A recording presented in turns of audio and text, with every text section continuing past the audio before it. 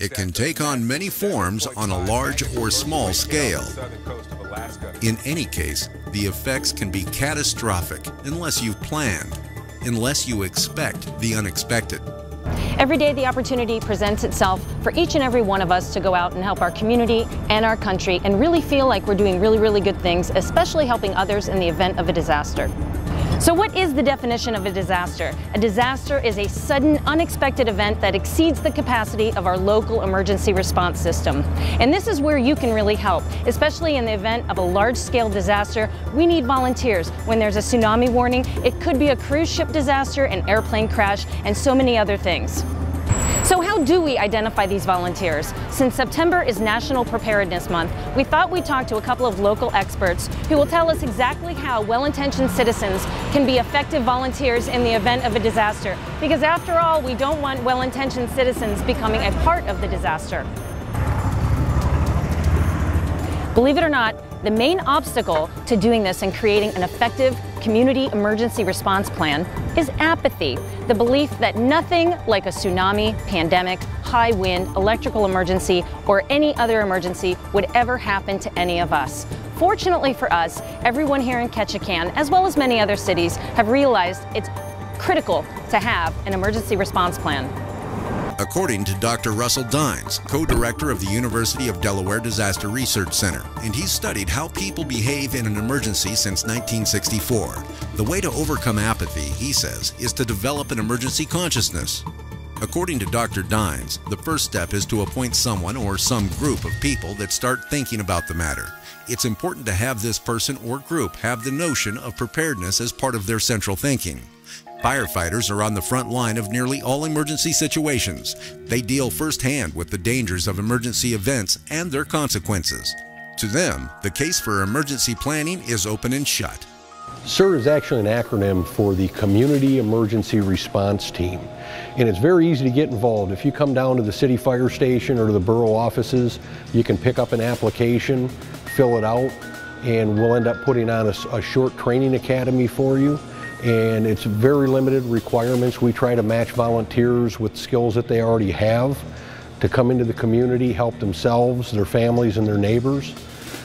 The training is going to consist of a 2-hour training once a month. We encourage people to show up for them.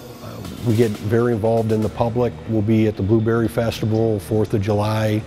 The nice thing about CERT is it doesn't cost the participants anything. You really come away with some very good life skills. So we're going to train you in mass care, sheltering, general fire safety. You'll learn how to use a fire extinguisher, learn how to put a preparedness kit together, first aid, CPR, and things you can use in your everyday life to help you, your neighbors, your friends, and your family, as well as the community.